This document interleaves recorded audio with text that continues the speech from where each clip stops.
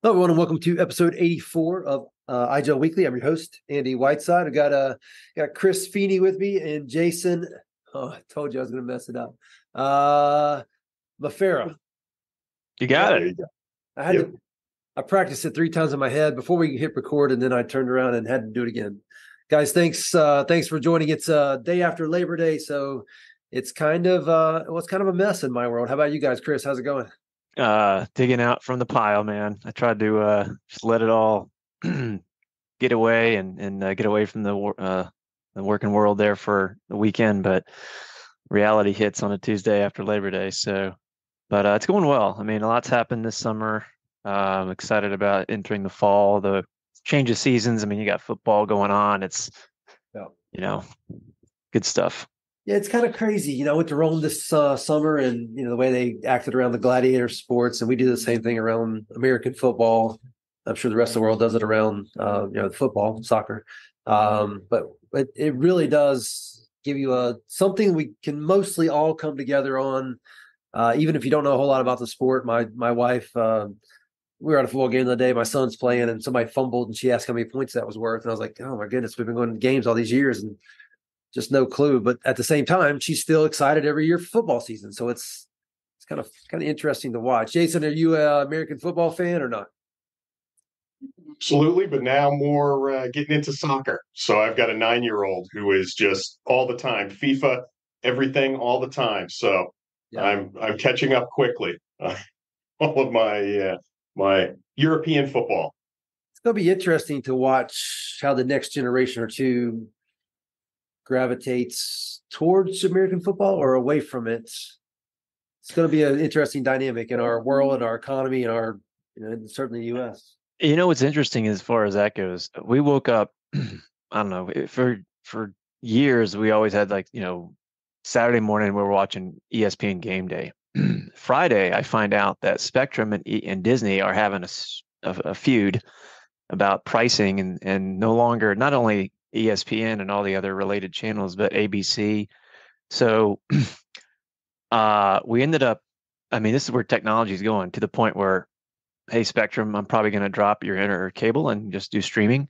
I'll take your internet though, or Google Fiber, whatever. But that's where things seem to be going because we ended up just using my wife. We kind of airplayed it to the TV and watched it that way, just so we could have some of that.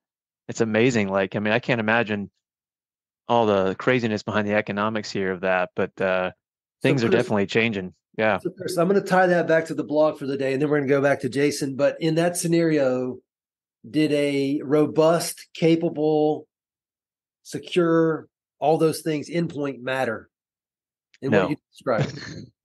Oh, it did. I mean, it was to the point where certainly functional and usable, but it was more like, hey, we wanted to watch this thing. What options do we have? You know? But because you had a very capable endpoints, probably plural scenario, you were able to get it done versus the old days when you had a TV plugged into a coax cable into a cable modem where you were locked in. Like you couldn't do anything but whatever the local cable company was. Either that or put that big ugly dish on the side of your house, which a lot of us did. True. It's before streaming, there would have been no option other than we probably been marching outside with signs and our, protesting whatever, like put it back on the TV or whatever. But there are options now.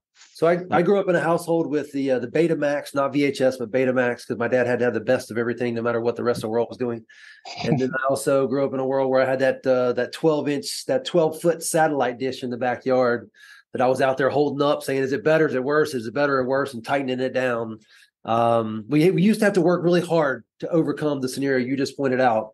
Now it's very doable, even on the fly, because of the internet and the World Wide Web and all the apps available on it. Yeah. I mean, security review in terms of options, which we ended up looking at YouTube TV. I haven't signed up for it yet, but certainly when we looked at what was available and how much it costs, and we're like, you know what, it's pretty much the same as we're paying for cable. So bump the internet up. So we may end up going that route, but. So let's come back to that in a minute. Jason, first time on the podcast, I think. What's your role at IGEL? So IGEL, I am the field CTO for North America. Okay. What does that mean? So that means that I spend my time looking at not only where we're going and the strategy for the future as part of the office of the CTO, but also working directly with our partners and customers to really kind of, drive the current technology to its, I guess, maximum value while we're always looking at where do we need to go, right? So I spend a lot of my time doing that. Most recently, it's really been focused around healthcare for us as a vertical, with some of the new work that we've been doing at the endpoint with some of our partners to continue to expand the types of workflows and specific capabilities we can deliver in that vertical. But really, looking at all the areas across all the different usage scenarios. I have two topics for you. One, before we get into the blog, they'll both tie back. I love the fact that you said your job as field CTO is to be engaged with your customers, partners, and your own internal employees. I've started using that for a measurement in my CTO roles here at XenTegra. What impact are you having directly on our customers first and foremost? And that's how I'm starting to measure CTO. CTO shouldn't sit in a box and come up with net new technical ideas. They can and they should, but they also should be very, very, very much in front of partners and customers and have an impact on them. Absolutely. And, to be part of it, looking at where things are going, look at how the market's evolving, that sort of stuff. But I find that, especially as a technology supplier and a vendor, being able to look at the landscape of what's out there, there isn't any need to reinvent the wheel, right? There's lots of great technology that serves specific purposes. And the more that we can find those unique values and put them together into an overall offering, the more value we can deliver to our customers. So, that's also a big part of it, looking at, where can we partner? Where can we extend capabilities? It's not always about just building things and, having the latest and greatest innovations. That's just a small part of it, honestly.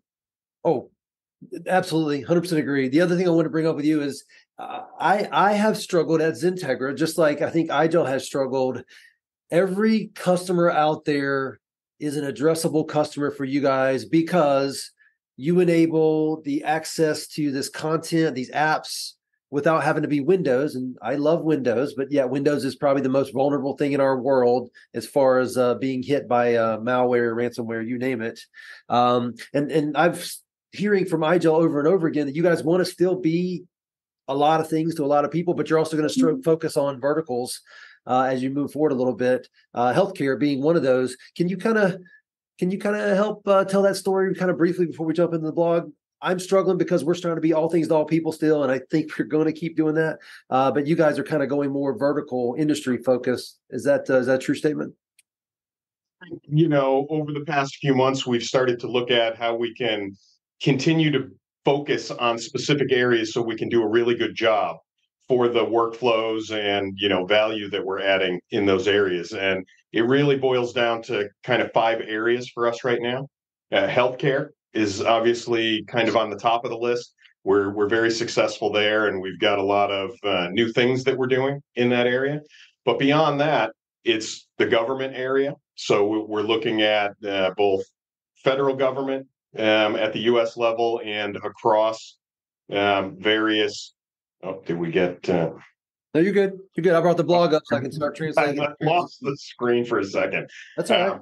So you said healthcare, gov, and then as we continue to expand out, it really comes down to financial services, and that has a bunch of categories for us. And then retail and manufacturing are really the places that we're focused. We've been pretty successful in those areas, and really anywhere that there's a requirement for a lighter weight, more secure endpoint operating system that connects you to all these things, whether they're virtualized resources, SaaS resources, etc.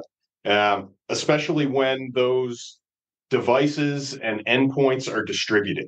So if they're not within the 4 walls, which tends to be more and more common with hybrid work and the way that that's evolved, being able to fully manage and secure those in a kind of a new way that removes a lot of the heavy lift, a lot of the additional components that are layered together to try and deliver that security profile.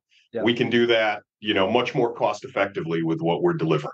But again, it's really about those 5 areas of the market that we're focused on now to allow us to really, provide the best capabilities and the best workflows and the best security for those specific, verticals and use cases that are required there.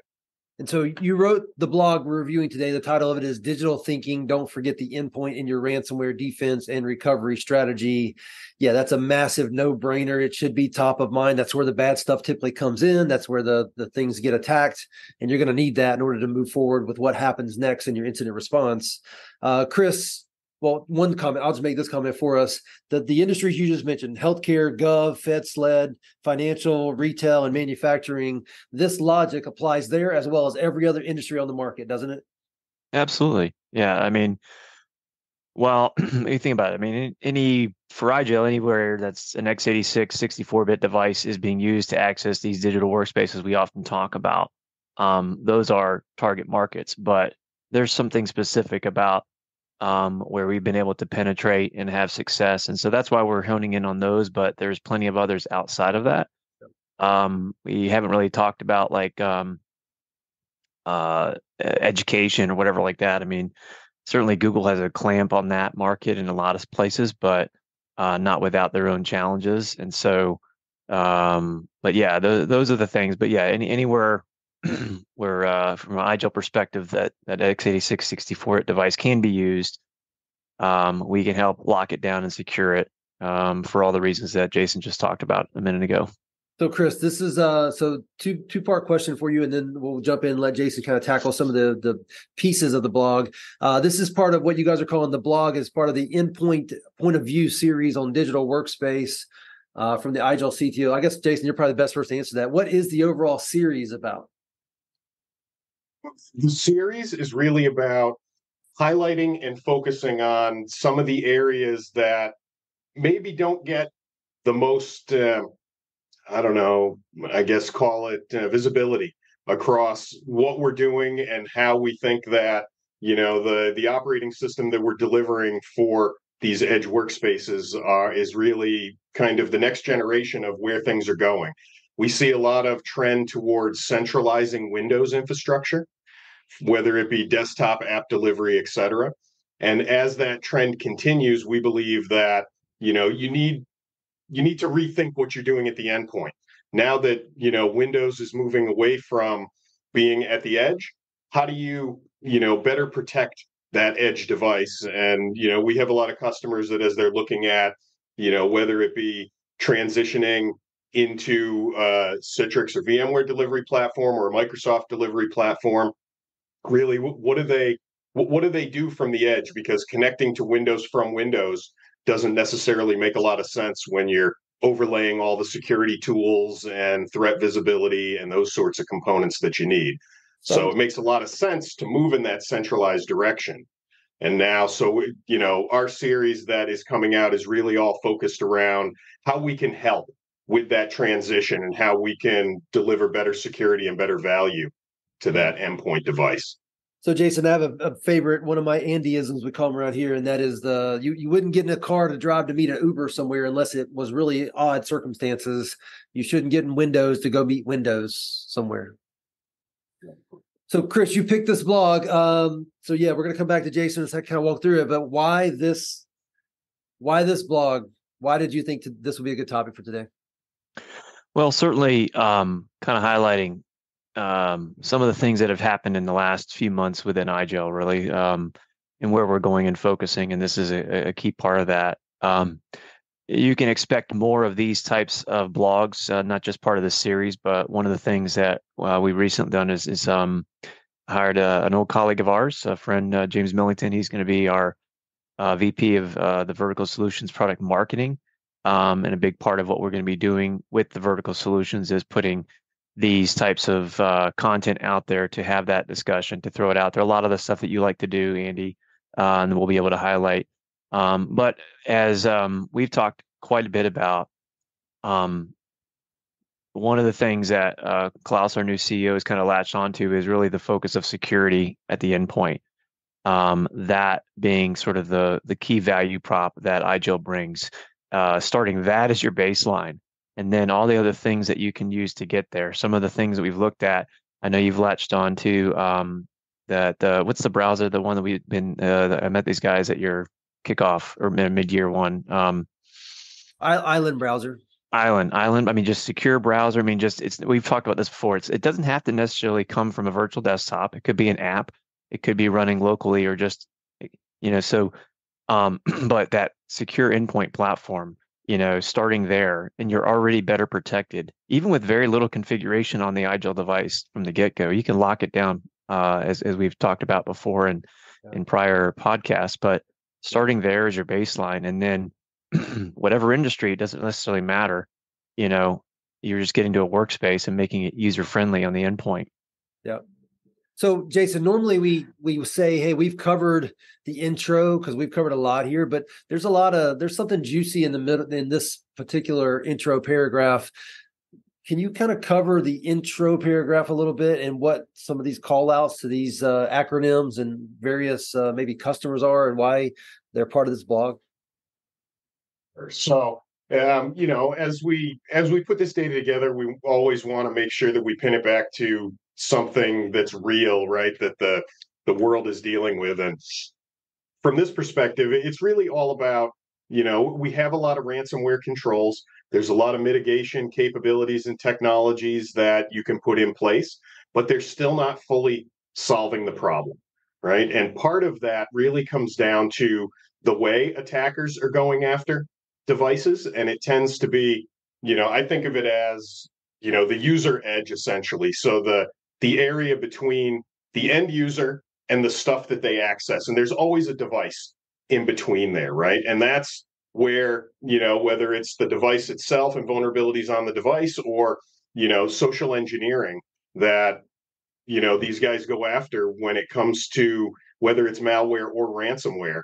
It really, the model that the endpoints traditionally use today is not ideal, right? From a privilege and permission perspective, from vulnerability assessment and defense perspective, there's still challenges there. So you've got groups that you look here, and we're talking about PsyOps and Black Cat, right? And they're essentially, coming up with some of the new ways to, compromise these devices and, use it as their entryway into the broader organization. In this case, there's a few pension funds that were highlighted, but it really goes across the spectrum of different verticals. Everyone's really impacted by this.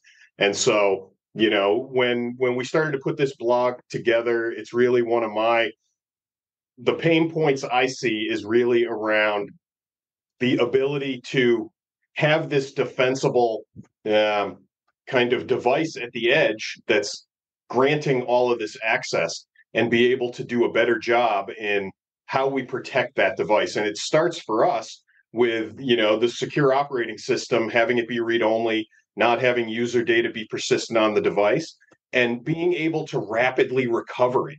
That tends to be the biggest piece. It's, not that you can necessarily stop every bad thing from happening, but making sure that there's a plan when these things do happen, that there's rapid recovery. Because what we see today with Windows endpoints, if they get compromised and they're remote, you can be looking at, 1 to 4 weeks of downtime for that user while they try to recover that device, right? In a lot of cases, they'll need to have it shipped back.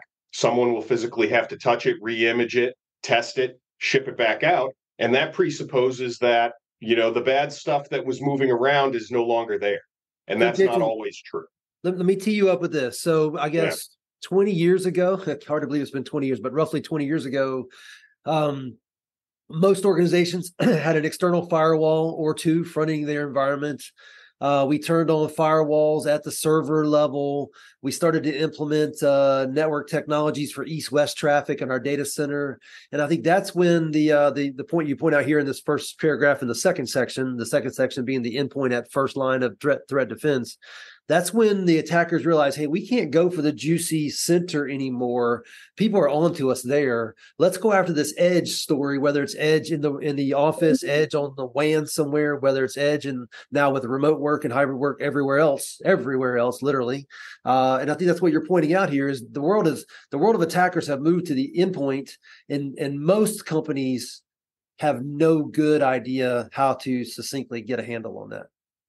Yeah, absolutely. I think, the moat and tower strategy still important, but it doesn't get the job done the way it did maybe 20 years ago, right?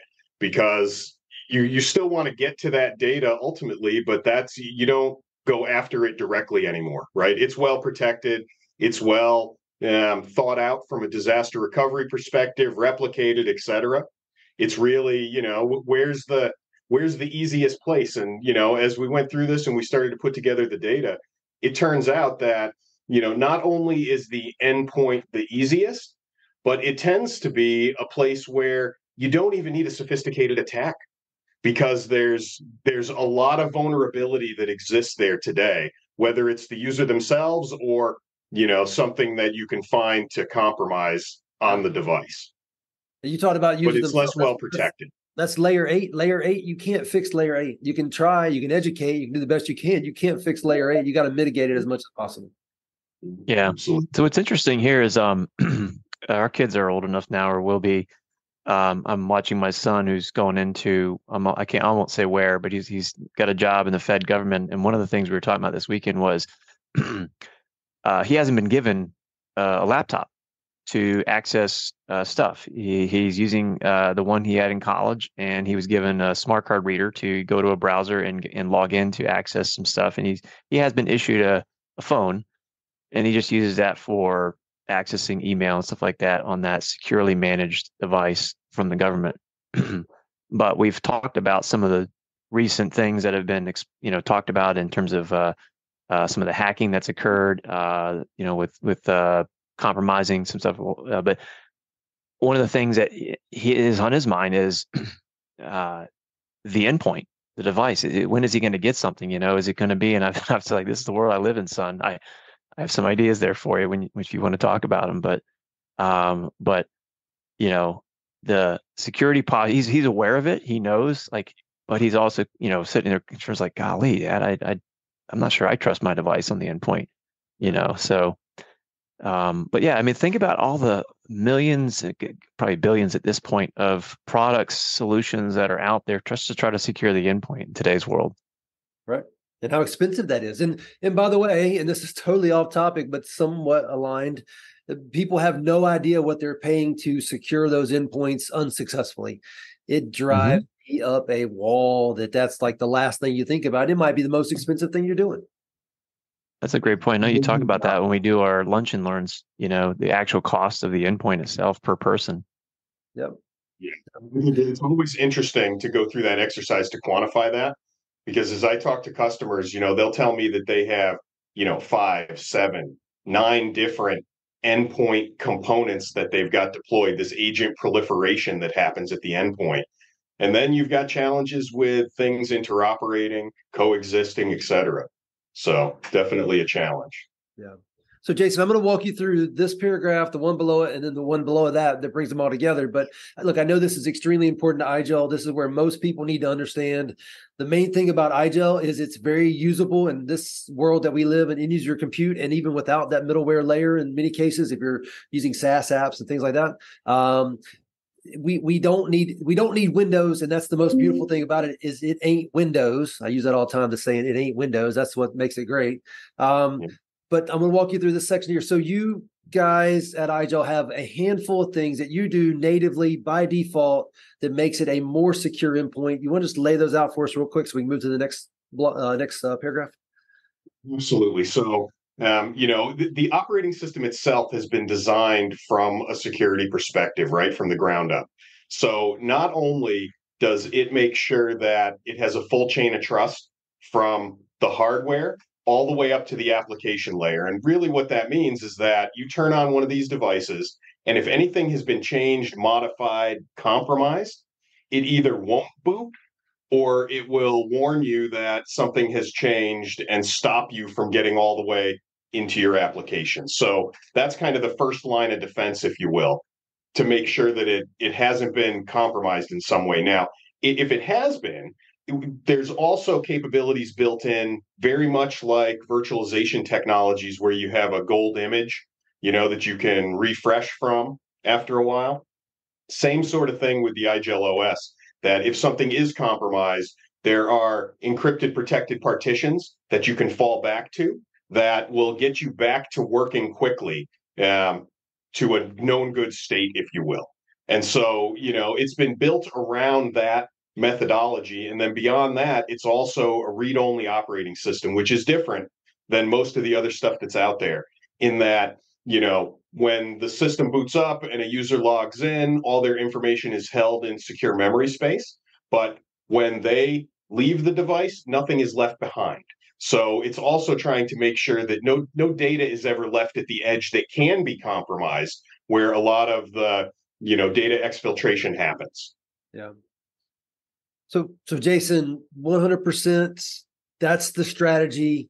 How much credence would you give the fact that it's just not Windows and the attack vector, or maybe not the vector, but maybe the vector, the people trying to attack it are mitigated? That's the whole security through obscurity thing, which I know is not a strategy. However, it's probably real. It's absolutely real. So when we talk about the overall attack surface of the operating system, in our latest versions, so stuff you'll hear us talk about as Cosmos and OS 12, these sorts of things, that version of our operating system, where different than in the past, where it was kind of a monolithic firmware where everything was built in, that's no longer the model we've taken moving forward. And so now everything is modularized, including the applications that live on top of the operating system. So a Citrix receiver client, a VMware client, that sort of stuff. Right. You can actually now further reduce that attack surface by only deploying exactly what that end user needs. So any extra stuff that could lead to some sort of compromise has been removed. So further kind of reducing the overall security challenges that you can run into. I'd be amazed how many attacks happen on applications that aren't even really used on a Windows endpoint, because they're just sitting there vulnerable and nobody cares. Maybe don't even know that it's there. Let me take you to this next paragraph here, because now you've talked about endpoints. Now you're talking about the cloud delivered workloads and how they factor into this. And then the next paragraph, we're going to bring the two together. But what's your take on the enablement of these delivered workloads versus deployed workloads and how it fits into the story? I think both are equally applicable. And for any given customer, there's a mixture of these things without a doubt. Maybe one day it'll all be cloud-based, and we seem to be on that path. But right now, still a mixture. And I think, the security protection around that starts with making sure that you can, strongly identify the user. So the identity and access management pieces are very important to make sure that that Chris has access to application A and B, but not C, and that you can enforce that at the endpoint before you even get to the application layer. So really critical to have those controls in place so that, you could do the best job possible in making sure that the attacker can't impersonate that user, because that's where a lot of these attacks come from, compromised credentials, etc. And when you're not using something like multi-factor auth, now just a username and password makes it much easier for the attackers to gain access to impersonate you and then use your access to do some of the nefarious things that they're trying to accomplish. I talk to people all the time that don't have a digital workspace strategy. They don't have an identity access management strategy with multi-factor, and then the benefits that come along with single sign-on. That user's the crown jewels. People are going to try to exploit that however they can, including taking advantage of the endpoint. And that's where most of it happens these days. Well, going back to what we talked about before, right? The user is the weakest link in that chain in a lot of cases, regardless of how much training there is. Yep. So the better job we can do in programmatically protecting them, the better overall the security will be. Right. Okay. So then this last paragraph kind of ties it together by saying separate them, but make them work together. I think we've kind of covered this, but kind of wrap up this last paragraph for us in this section. Sure. So, one of our guiding principles is making sure that data isn't left around on the endpoint after you've accessed your applications, done your work, and kind of disconnected. So when you bring all these things together, it's really more of a holistic approach from, the authentication, authorization of the user all the way to, making sure the device is as attack resistant as possible while delivering access into all these environments. And what we found is that over time, these start to get mixed together, right? So it's really important for us to be able to support a wide range so that as customers make business decisions and they move from one hosting technology to another or have distributed apps across platforms, that we can bring all that together in a secure way. Yeah. At the end of the day, the end user needs a secure, reliable, dependable solution versus what I would think we've kind of come up with over all these years where we have all these disparate systems that just kind of evolve together. This is coming at it from an end-to-end solution perspective that includes security as a front runner in the thought process. Chris, we had these four paragraphs as part of the endpoint as first line of defense strategy conversation. What did we miss that you'd want to bring into the conversation? No, I think we covered, it's just a mindset.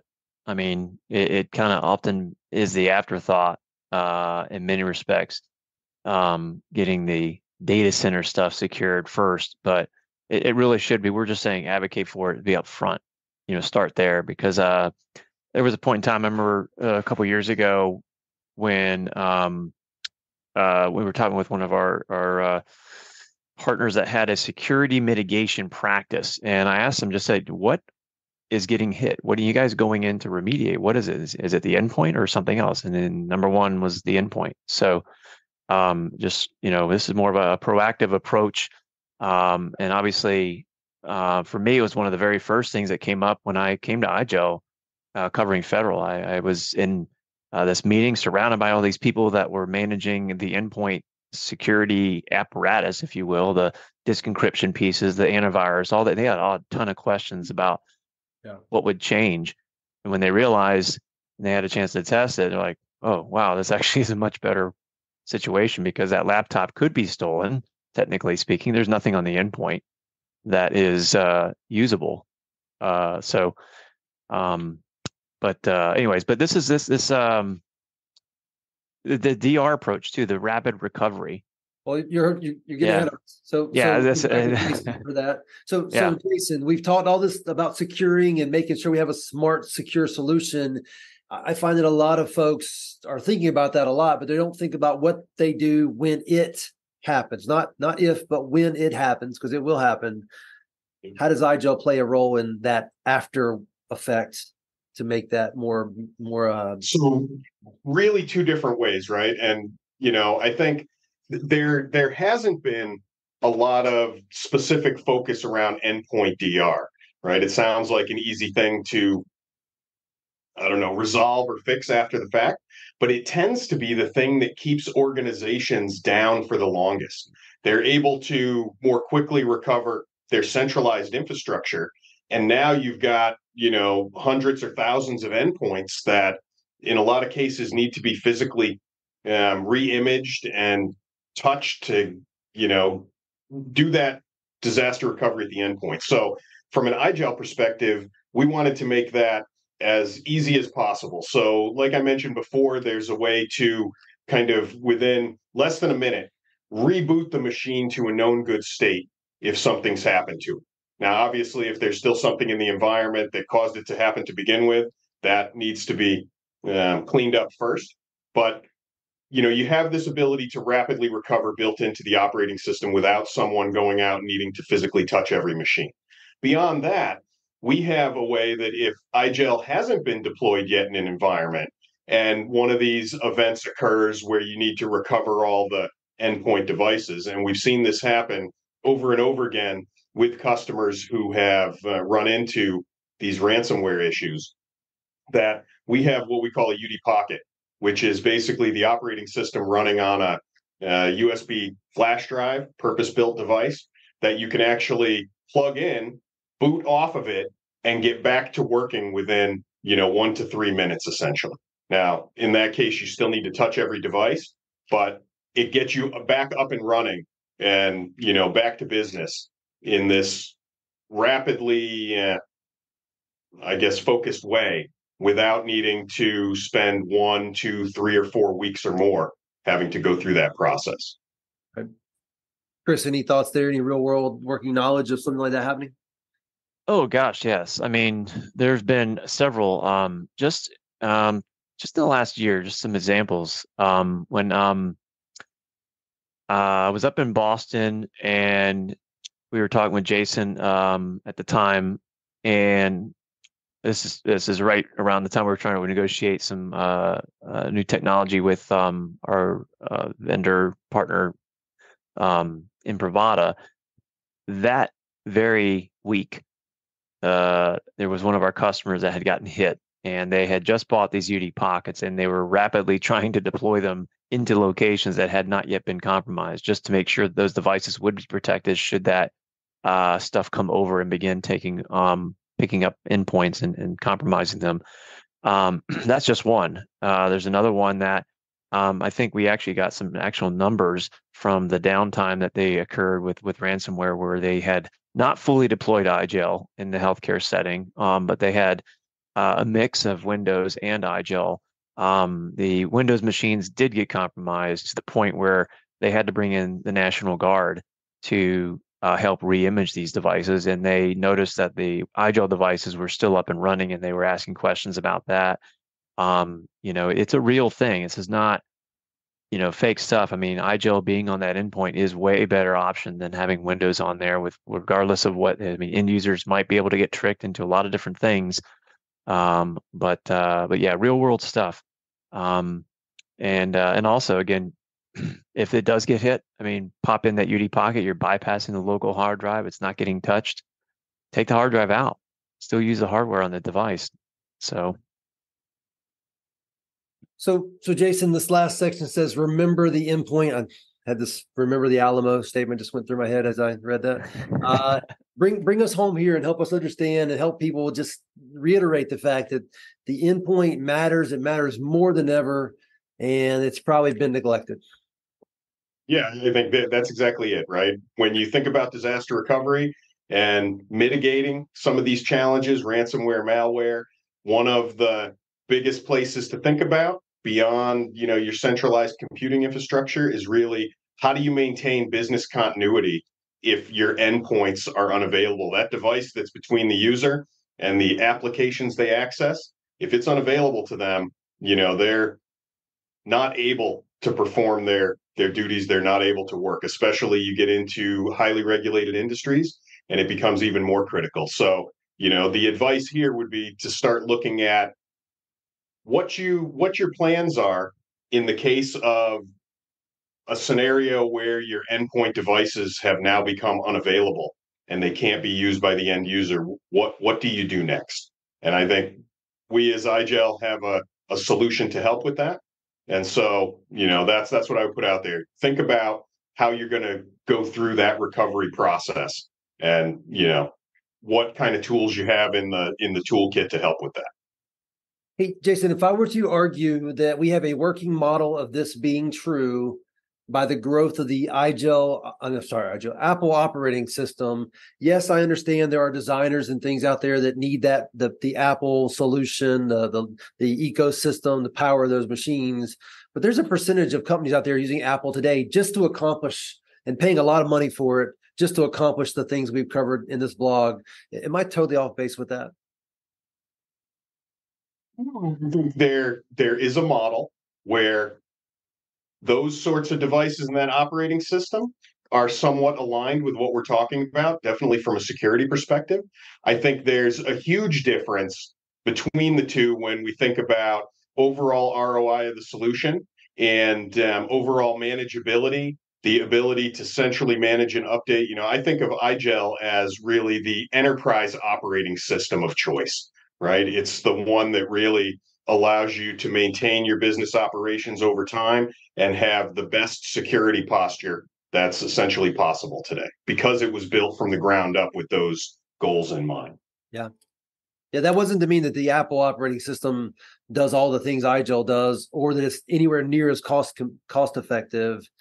But people are doing it, and I bet CEOs and CFOs kind of are embracing it, even though they have really no idea what they're really costing themselves to do it. Yeah, exactly. Hey, Chris, what other comments would you like to make as we kind of wrap this one up? Well, just on the latter part we just talked about, one of the things that is beginning to see some movement is additional applications in the IGEL app portal. We have some endpoint analytics solutions that are going to, one is, you know them, Liquidware. They are out officially today. They actually built their own. So that's very exciting. We have others that are lining up. And so I think we're going to see more of that, because as these workloads shift to IGEL, one of the things that is of grave importance is the user experience I talk about it as it has to feel as if it's natively installed, locally installed, you know. And if that experience suffers by any chance, you know, they'll look for something else, you know, just to make them be able to. So more of that coming, and in the future, as OS 12 and those apps get more. And it reminds me of how Apple ultimately shifted into the enterprise with their initially that consumer-based device that now everybody pretty much uses. So yeah, I just did a quick test while you're doing. I went to the IGEL app portal. I didn't call it App Store, app portal, and did a category security. And it's going to be interesting over time to take what you guys already talked about in this blog, which is a game changer in terms of securing the endpoint. And then as this portfolio of ecosystem partners start to show up and add additional security offerings into what you guys would consider apps in your portal, that's going to be fun to watch. Yeah, definitely. Yeah. Well, Jason, Chris, thanks for joining. Jason, first time doing it. Hopefully this was fun for you and you see the the value of just having these conversations. We can't have enough of these conversations. We can't get the word out enough. What you guys are doing to provide some segment of an organization's users a more secure way, but yet high functioning, high fidelity way to compute. I run into people all the time that think if you adopt IGEL, you got to adopt it for the entire company. That's not true. Like, I'm probably always going to have a Windows machine where I get on an airplane and I do all kinds of crazy presentations and stuff. But there's a lot of people at XenTegra that could use a virtual desktop, SaaS app, both from an IGEL unit all day long, and some do. And that's going to grow, I hope. Absolutely. Well, I really appreciate you having me here, and it was a whole lot of fun. Thanks, Andy. Thanks, Chris, for inviting Jason. Jason, I'll let Chris decide how often to bring you back, unless you tell me you want to come as much as you can, and we'll make you optional. I'm happy to join. Yeah. All right, guys. Yeah, definitely. Appreciate it, guys. Enjoy the rest of your short week, even though I don't think it means less work. I think it just means more work in a shorter time period. Exactly. All right, guys. Have a good week. See ya.